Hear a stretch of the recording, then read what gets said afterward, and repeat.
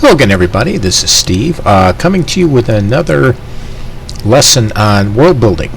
This one, however, will focus on building the world itself and not just like the characters or describing scenes and stuff. This goes into the deeper elements of world building. But before I do that, I wanted to kind of follow up with a few things from the previous videos and stuff that I either forgot or I did wrong and stuff. And you'll have to forgive me. I'm not the best at doing presentations and videos and stuff like that. And I'm learning. I'm getting better. But this is all a learning process, and you get to come along for it, which is the fun part.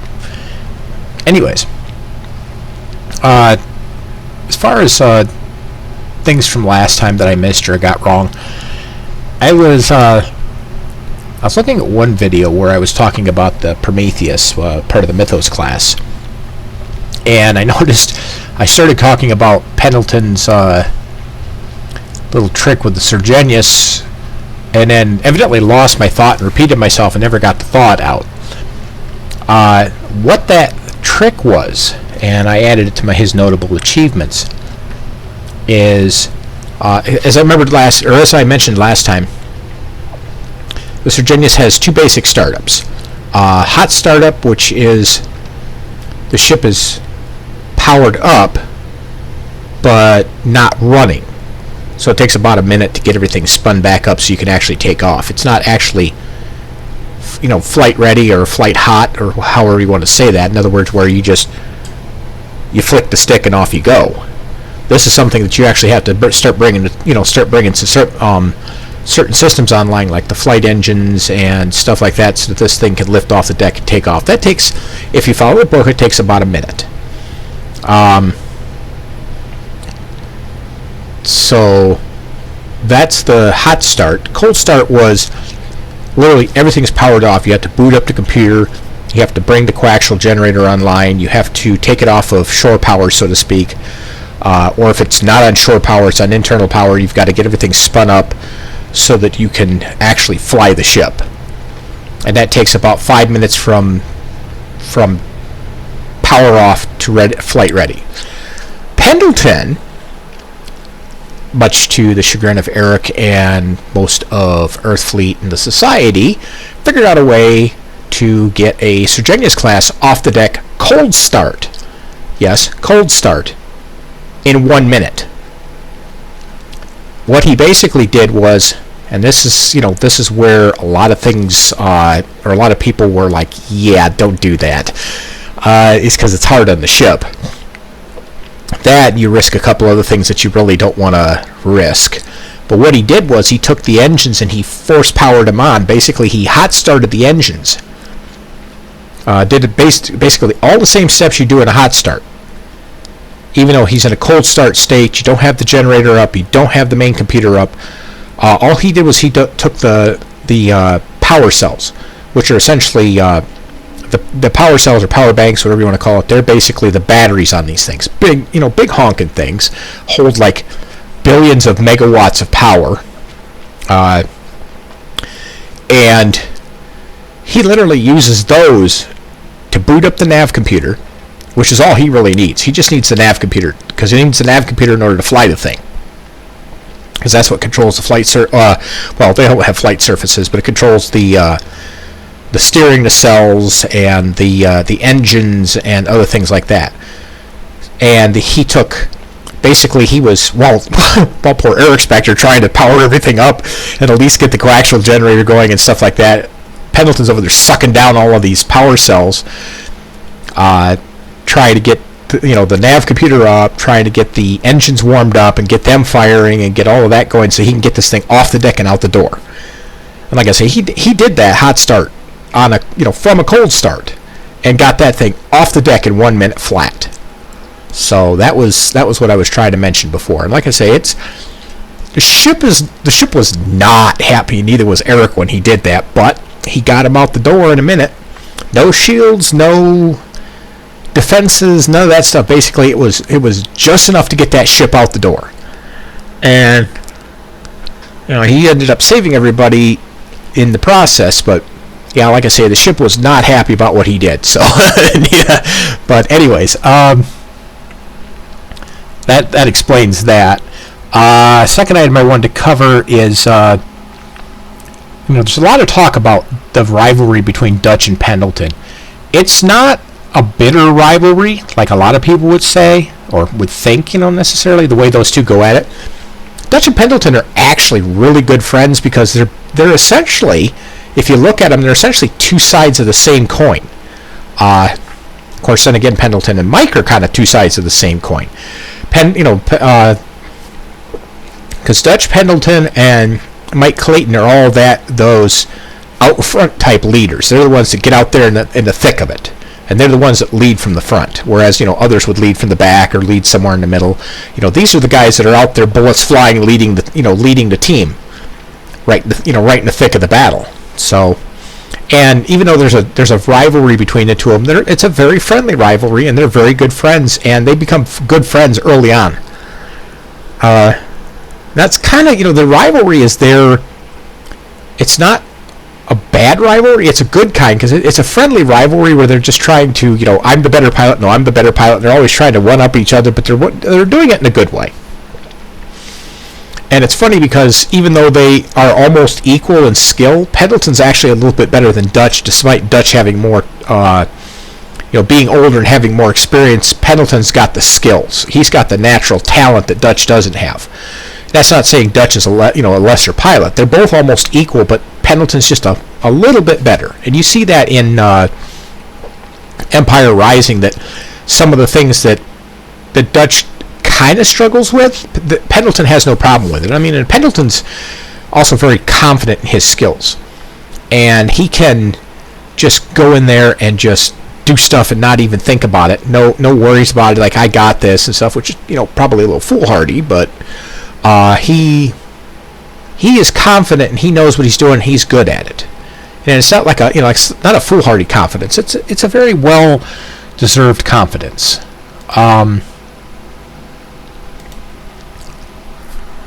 Okay. Now here's another one that I kind of touched on lightly and I think needs just a little more attention.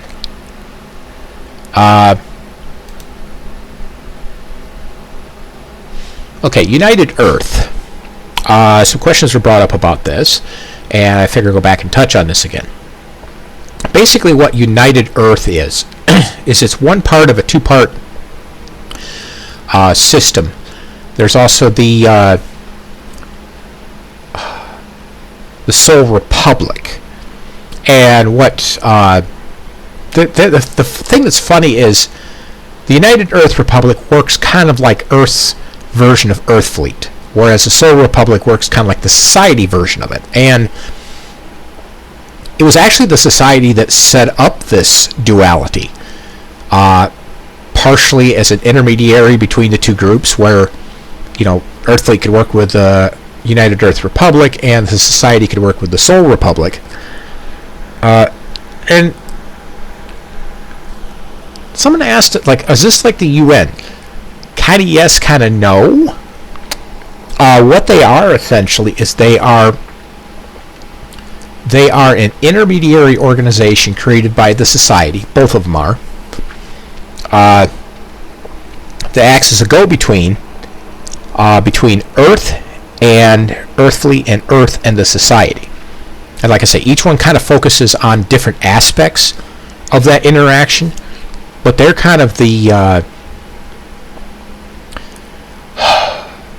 they're kind of the political and military force that interacts with the Society and Earthfleet in a way that, well, that not just them but also the galaxy. They're the ones that help keep Earth out of trouble by being the representatives, and they're also the ones that learn from the Society and Earthfleet and interact with the galaxy. And while they're learning, then they're translating that back to Earth. And then Earth, Earth's like, well, we need more iron ore. Can we get some of this stuff? They'll take that up to the Sol Republic, and the Sol Republic will actually go to the Society first and say, hey, we need such and such a resource. Can you guys get that for us? oh yeah, we can go out to Jupiter or Uranus or Mercury or whatever, and we can get you that. Yeah, how much do you need? Oh, we need like 600 metric tons. Okay, cool. We'll just go out, grab that, bring it back. Here you go. And then, Solar Republic then gives that to the people on Earth who need it. Or, hey, we've got this plague going on. Do you guys have a cure for this? Here's all the details we have. Society will jump in and go, oh yeah, okay, let's look into that. Oh yeah, here's your cure. You take this back to the people, and then they give that to Earth, and Earth is responsible for those things that the Solar Republic gives them. Like, Solar Republic will find out how it works, but then they'll give the information to Earth, and then Earth is to use it, in a correct way. What this does is this allows for a unity of Earth while respecting the sovereignty of the individual nations. Now, United Earth Republic, let's just say, just for kicks and giggles, because everyone knows this one from World War I and II, let's just say France and Germany get into a hissy fit. United Earth Republic, being the military side, and I say military from a loose sense because they don't have any like starships and combat forces and stuff, they're the ones that are more like, all right, you two knock it off, or we're calling it an Earth fleet. Because now that's not to say that United Earth does not have ships. They have ships, they just don't have anything more than basic weaponry. Now when you're talking about going down to Earth and settling problems, that basic weaponry is more than enough to solve the problem. So if they need to step in, they can. If they need something bigger, they call Earth Fleet. Earth Fleet comes in and solves the problem. You can kind of think of them as they're kind of the proto-military that helps Earth kind of keep itself in check. Because you get all these people that are going to be like power-hungry neocons and stuff like this, and we want war and we want destruction and we want to conquer the world, and United Earth Republic comes in and goes, no. No, that's not happening on our watch. So that's kind of what they do. So where Solar Republic takes care of the society side, the science and some of the politics and some of the diplomacy and things like that, United Earth Republic is the big brother that's over there slapping around the younger brother saying, no, you behave yourself. So that's basically what the two sides of it are. Oops. Now I'm going to go back and touch on this because a friend of mine pointed out I hadn't mentioned this, and I apologize for that. In one of my previous videos, you guys remember all these different fleet ranks and stuff. And if you've ever seen, let's go back to the front page, like the different book covers and stuff. The book covers are all done by my buddy Don Samora. This guy right here, donsamora.com. He does really good stuff. He does game development, he does artwork, he does fantasy writing, he does scale models. I mean, you want artwork done, he can probably build you most of it. Yeah, he does all my covers. He does some of my custom art, like the fleet ranks and stuff. He did the logo for Earth Fleet, this little shoulder patch, and he's done a bunch of other art. Now, some of the art in here, as I've mentioned before, is artwork that's just filler stuff that I grabbed off of AI art, or I grabbed it off of Google or whatever like that. That is not official art. That's just there for me to use as example art, and to fill it in so that, like, if you're viewing the wiki, or I'm viewing the wiki at a later time and I need to remember how something was, I go, oh, okay, no, I don't have to go back and reread my descriptions to remember what that looked like. I have that artwork to get me started, so I'm a little further ahead than I would be otherwise, to remember something I haven't been into in a while. Which does happen. I mean, if you have not been in a book for a while, you will forget a lot about it. That's why sometimes I have to go through before I do another, a cleanup edit, or I want to write another novel and it's got parts from another book that I need to reference. I'll go back through, reread that book, refresh myself before I jump in, which is, going forward into the writing stuff. That's going to be an important thing you want to remember is if you're starting something, a new book from an old series, and you need to pull parts from that old series, go back and reread your work. You might be inclined to edit and improve your work after you do that because you've grown enough, but yeah, definitely go back and reread your stuff and refresh yourself and get yourself up to speed on everything that happened in the book, on that particular item that you're wanting to write about, and so forth like that. But anyways, I just wanted to cover all of that. So that being said, oops, that's not what I wanted. Come on, you. There. That's what I want. Okay. Silly desktop. Okay. Now we're going to get off here into actual world building. Now this is a bit more advanced than my last episode. This time it's not so much describing a scene. It's building the world behind the scene. And that's some of what we're going to do here. And I want to start with this image here. This is kind of a spooky, scary swamp, mysterious light guy standing there. Like in the last episode, it was, go ahead and describe this scene. This time, it's a question of what is the world behind this? What sets this up? What makes this possible? Because if you don't have the world behind it, this is nothing. This is just fluff. This is just a thing, a little isolated scene. What you need to do is, determine what is behind that.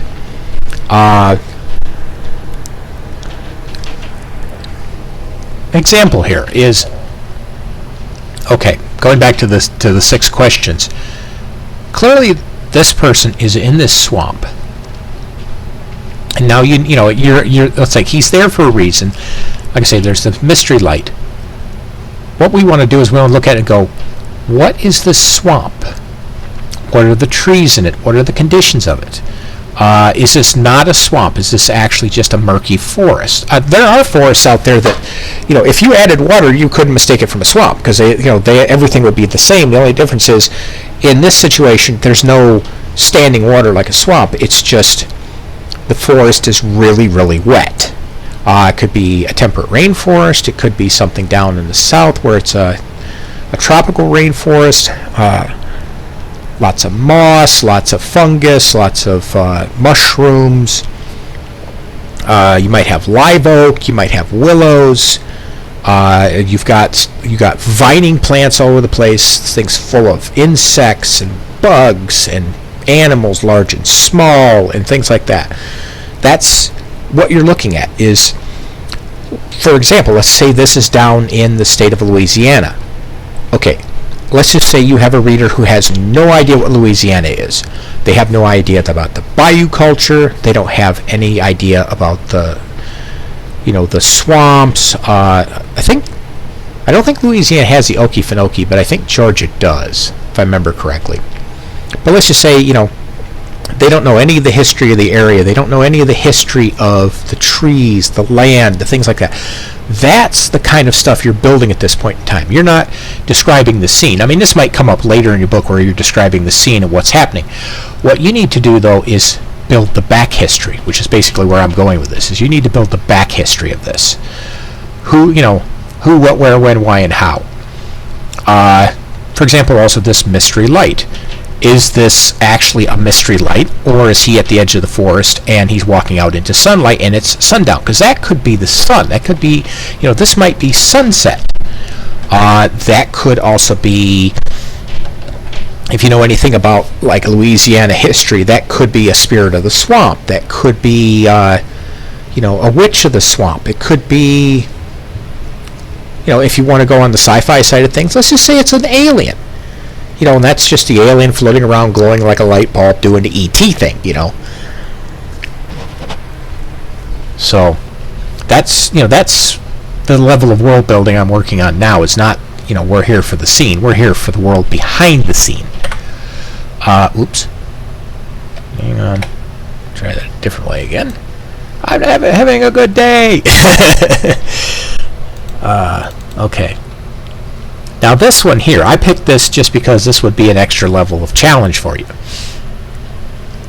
This right here, you can describe this, and this would be a fun one to go through and describe. It could be a good practice if you want to try it on your own time. Just pause the video and go back and try describing it, and use it as a practice. But my thought is, this is more a logo. It's a symbol. It's an icon. Okay? Icons have history. Icons have worlds behind them. Take Islam, for example. Islam has a crescent moon. Christianity has the cross. Judaism has David's star. If you go outside of religion, you have like the Vikings. Everybody knows the Vikings. They got the helmets with the big horns. They've got the round shield. The boats with the little dragons on the front of them. There's a whole world behind that. If you saw like a Viking shield, you need to then, let's say somebody has never heard of Vikings, they've never seen Vikings, they know nothing about them. Well, now you've got to go in and say, okay, here's what the culture was like. They had blacksmiths that did this. They wore helmets that were like that. They raided for their living. They didn't grow their own foods and crops and stuff, or if they did, they were limited. Most of what they had, they went out and stole from other people through raiding parties and stuff. Things like that. That's what you're looking at doing. You start with this. This here is essentially, think of it like a great big wheel. This is the hub. This is the center of everything. This is where you're starting from. Now, what you need to do is, you could even say that's the axle. Now you've got to build your hub. And then from the hub, you've got to build your spokes. And then you've got to build the outer wheel and then the metal tire that goes on it. If you don't know about the old-fashioned wagon wheels, go check them out. They're all wood except for like on the very outside there's this like metal ring that's called a tire that holds the whole thing together and makes it durable. But anyways, you can research that on your own. But anyways, that's kind of how you want to build those things. Is start from that central point and build out. That's how, like if you go back to my Sergenius from one of my earlier videos, that's how Earthfleet came about. I had the idea for the starship, and one of the chief elements of it, which was the AI, and I started building it out from there. Like, what was the technology? Who did this belong to? Where is this located? When is this located? Why is it here? What is its purpose? How does it function? Then you go to who owns it. Okay, well, the society owns it. It's part of Earthfleet. Well, who's Earthfleet? Who's the society? And you start asking these questions and building these things out. And one thing I found that's very helpful with this, your neighbors and your family are going to think you're absolutely flippin' weird. Which, being a writer, some of us probably are a little weird, but no, your family's going to think you're a little weird, but one of the best ways I've found to actually do some of this world building is to hold a conversation with yourself. That sounds weird, yes, but let me explain. When I say hold a conversation with yourself, you pretend you are explaining this to somebody. And if you want to, sit down, like say, with your husband or your wife, your girlfriend, your family, your siblings, whoever, or a best friend or whatever.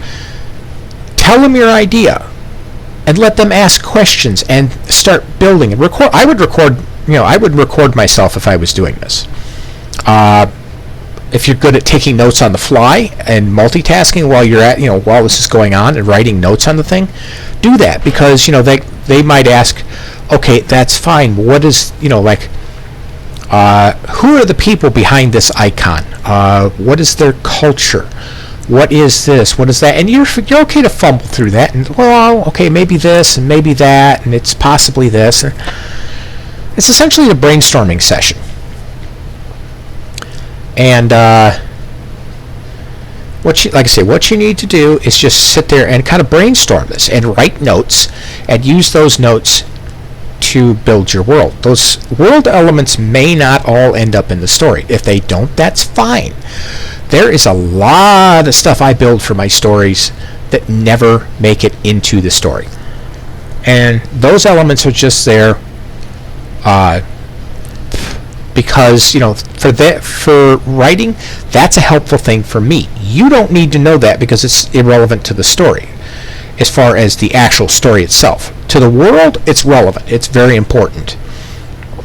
Like, for example, there's a lot of details I have about Grog's Bar up on Pluto Station with Grog is the owner of the tavern. Well, it's called Grog's Tavern, but I call it Grog's Bar too. There's a lot of things about it. Like, I think I mention it in the books. If I don't, it's insinuated. that it's extremely popular among the people of soul space, in as far as the society and Earthfleet go. A lot of people go out there on a regular basis. Various aliens and traders who come into the area, they love the place. It's a nice neutral ground where they can do negotiations, they can do trade deals, and it's a safe space because, Earthfleet's not going to let things get out of control there. They're going to keep things very civil, very controlled, very contained.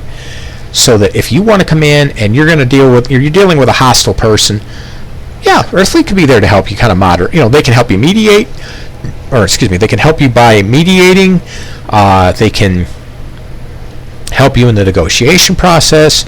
They can have a couple of 350-pound, meat monsters standing on either side of the other team to keep them in line. Whatever you happen to need. To create that level playing field and the fair negotiations and stuff like that. And then some people, they just come in and they set up in the promenade and they trade their wares. And people come in there and they buy the wares, and then they'll sell things to them, and those guys will take those out to the wider galaxy and sell them there. So that's an element. Like I say, I don't tell a lot of that in there or in the books, but it's there as an important world element that I've built that I use for the book or for the story or for the world. Because, say for example, you have a group of people and it's, everybody is drinking black coffee. Okay, why are they drinking black coffee? You don't have to tell this in the story, but let's say, well, everybody drinks black coffee because it's a medicinal thing, or everybody needs the caffeine to wake up because they can't keep going because they're always on short sleep, so they need the coffee to keep them running. Simple things like that, stuff that you need to know, but the reader does not, so that it helps you with your world. And I'm oversimplifying this because there's a lot of these elements that don't make it into the story that you create to help build your world. They're going to go a lot deeper than just coffee with caffeine, if you get my drift. But anyways, enough of this. There, that's what I want. Okay, now this one. This one's a kind of a fun one. This is another world builder. Yeah, okay, it's basically rat people with lightsabers. I get that. But, and I'll just do this little disclaimer too, that no, Star Wars is not the only sci-fi IP that has lightsabers. Matter of fact, lightsabers predate Star Wars. They were talking about lightsabers. They described them differently. They were like laser swords, and before that they were other names, and they were like hilts with energy blades and stuff, which is what they are. So that predates Star Wars. So doing like this is not stealing from Star Wars. Star Wars kind of stole from the wider writing world. Star Trek did the same thing. Babylon 5. Just a lot of IPs out there that borrow from the wider world. I mean, even Star Trek. The icon that Star Trek uses is borrowed actually from the military. So that symbol predates Star Trek. But anyways, I'm getting off on a tangent here. I'm trying not to run too long on this one, which I might tap this one out at this point because we're already at 28 minutes and I don't want this to go too long. If you guys don't mind the longer videos, let me know. I can more than happily roll through these up until like 45 minutes. But I think at 45 minutes we've had enough for one session. But just let me know in the comments, and so that I know to shut up after a certain amount of time and move on to the next video. Anyhow, getting into this getting into this next world building situation. If you look at this example art, you've got 3 different mice. They can be 3 different species, or they can be the same species but they're different colors. Because even humans have different colors. We say different races, but races. A race would essentially be, in human terms, would essentially be a subspecies. You're still human, but you're a slightly genetically unique from, say, somebody who's white, or they're Asian or something like that. And that's not like racist or anything. That's just basic biology. You have that even in mice. You have church mice. You have field mice, kangaroo mice. They're all mice. They're just different subspecies. But anyways, and I state that just as, to help build a background so that you can use that in your writing. But yeah, let's say you got that's basically three different types of mice here. You've got the shorter kind, which, like, you could say, like, you got the kangaroo mouse, and then you'd have the church mouse, and then you'd have the I can't think of what the one is that's larger than this. It's not a rat. A rat's not a mouse. It's similar, but it's not. It's I think the rat is more related to can't think of the name of it, but, like, for example, a capybara, if I'm pronouncing that right, is a mouse. It's not a rat, it's a mouse. It's a very, very large mouse, but it is a mouse. Yeah, and a rat is kind of a distant cousin to the mouse, but it's not a mouse. But anyways, when you look at this here, like I say, basically you got the three subspecies. This is probably the primary species. These guys are like a higher cousin. This is a lower cousin. And you could do this in your description. You could say, these guys are kind of the dwarfs. These guys are the elves. These guys are the humans. If you want to use it from fantasy, from a fantasy viewpoint, because this would be fantasy, so they would be kind of the equivalent of dwarf, human, and elf, if you want to run them that way. The background here, if you look at this background, it's very science-y. This could be a fantasy thing, because, if you look at Star Wars is technically a fantasy, but it's done in a sci-fi environment, in a sci-fi world. But it's very fantasy. Has a lot of the same elements of fantasy, even though it's sci-fi, or in a sci-fi world. But which technically makes it a type of fusion genre. And if you don't know what fusion genre is, it's basically you take different types of genres, and instead of writing a novel that's pure sci-fi, pure fantasy, pure survival or something, you take and you blend all of these other genres into one. And I've actually found that the best books are the ones that incorporate not incorporate, but actually build on the whole fusion genre idea. And fusion genres have been around for a long time. It's just that they finally got a name in the last 20 years, 15 years, something like that. But those have been around for a long time, and the best books are honestly the ones that blend together multiple genres, because if you look at real life is a blend of genres. There is no one thing that's just one pure genre or another where it's just one thing. It's as one person joked, it's Darwin's grab bag. It's just all these different things thrown together into one to make a whole, and that's real life. So yes, I keep getting off on this, but I feel that these little rabbit trails that I'm doing are important to mention, because they help you to build your skills and learn how to write better. And the biggest and most important part of any writing project, any book, any series, is to build the world, because without the world you have nothing. And obviously the characters drive the story, but if they have no world to live in, they can't drive the story, because they have nothing. They have nothing pushing them forward. It's that world that gives the push and the drive to move the story forward. They're kind of the tailwind that moves that pushes the characters down the road towards the completion and the resolution of the issue or challenge or whatever it is. So like with this here, okay, they're in a sci-fi city. Is it cyberpunk? If it's cyberpunk, why is it cyberpunk? If it's sci-fi, what is the world that they live in? What is the society? Why are these guys dressed like this? Why do they have laser swords or lightsabers or whatever you want to call them? I would just call them laser swords, because lightsabers is a trademark thing with Star Wars. But okay, going back to this, let's say they have laser swords or they have energy sabers, because this might just be an energy blade, which makes them an energy saber. Why do they have them? What is their purpose? Are they kind of like the Seven Amigos? Are they Daniel Boone type characters? Are they mercenaries? Are they freedom fighters? What are they?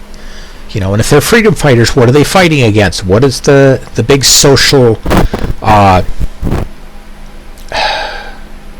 would guess a big social rub, like, well, like there's a big rat running the town, and he's hoarding all the cheese, and these guys are little ratty Robin Hoods. Well, not rats, but mice. They're little mice or mousy Robin Hoods, and their job is to run around and rob the rich and give to the poor and to save the cheese. And if you kind of starting to see where that idea builds from.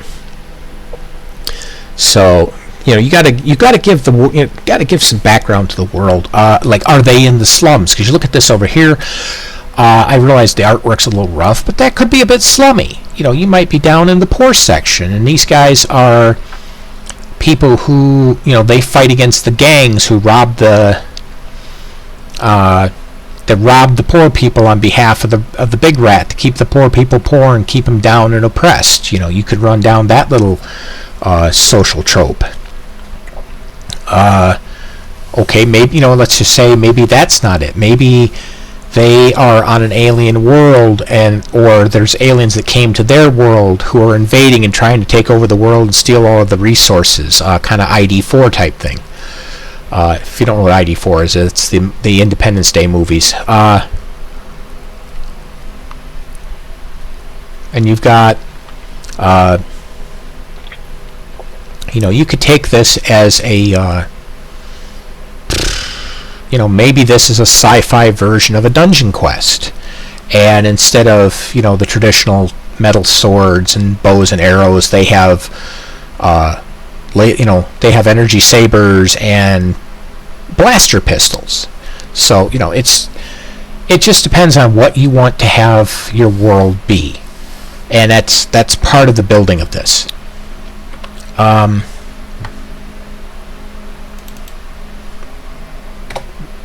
This one's another good one. This one's a lot plainer. You have a lot less to work with. But that also is good because it will stretch you.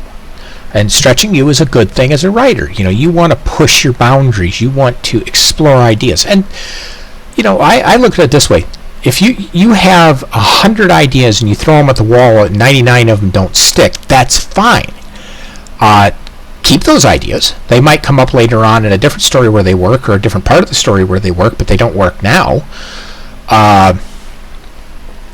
Don't be afraid to try things. That's how you learn. That's how you grow. That's how you get better. Is you learn, you practice, you try things out. You find what works, you find what doesn't work. And you also have to remember that something that doesn't work in one situation may work in another.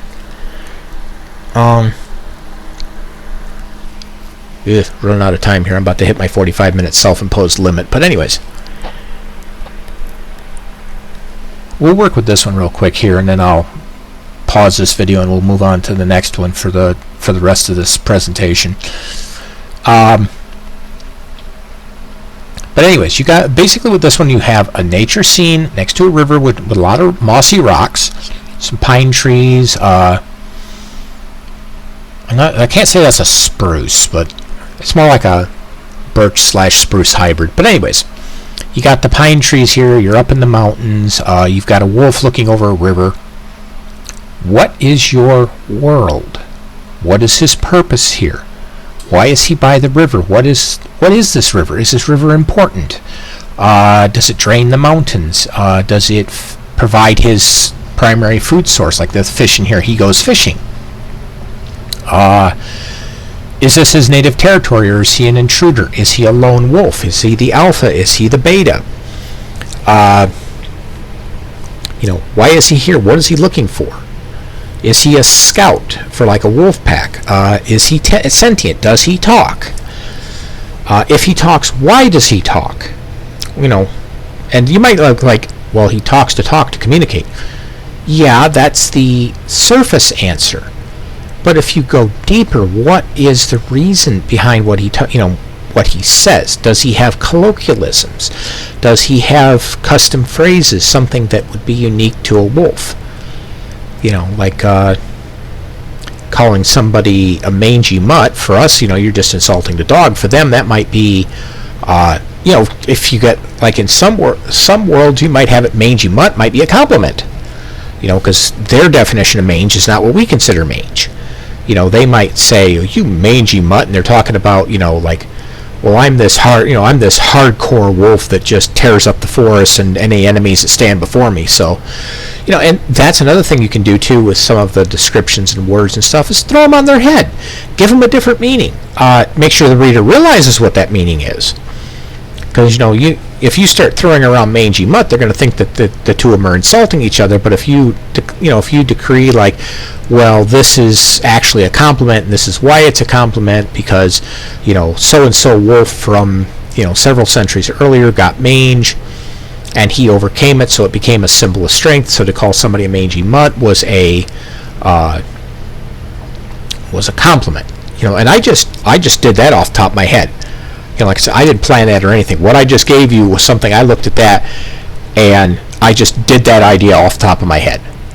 And that's something you can do too. It takes practice. Because writing has a feel to it. Once you get that feel, you can literally, off the cuff, come up with stuff like that. And when you come up with an idea like that and you like it and it feels right, write it down. You don't have to go into like super detail. Rough it out. Get the initial idea down. Then get a summary of the idea down. Basically, like what I was telling about with what mange now represents to these guys.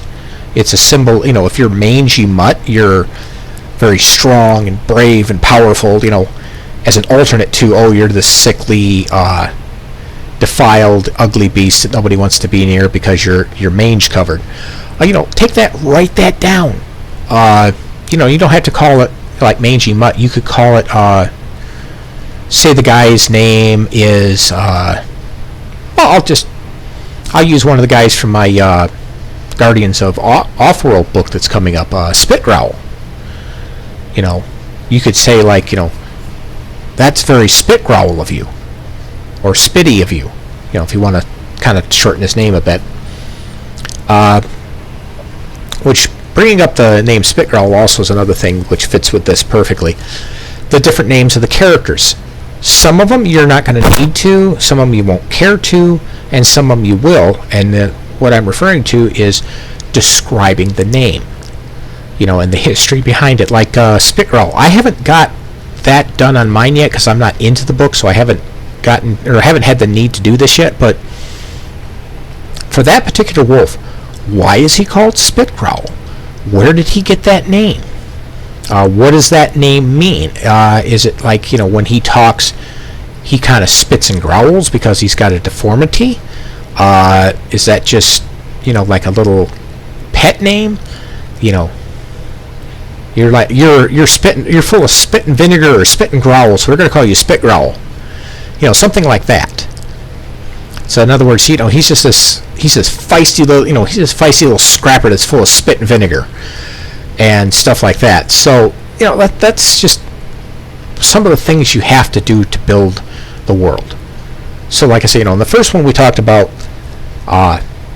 describing scenes, which is an important thing. But now, in this one I was covering, building the worlds themselves. And I'm going to continue that on because there's a lot to do with this, because building your world is a huge, important part of your writing. And before you even start writing, you need to build your world. Now, sometimes you have to start writing to build your world because you don't know where your world is, what it is, how it is, etc. like that. You have to actually kind of figure it out as you go. If you have to, that's fine. Not everybody can sit down and write a small notepad full of notes and have their world. Some people have to get in and start exploring the world. So it just depends on how you work best. Do you need to live in the world? Do you need to write about it to build a world, or can you just build it off the top of your head?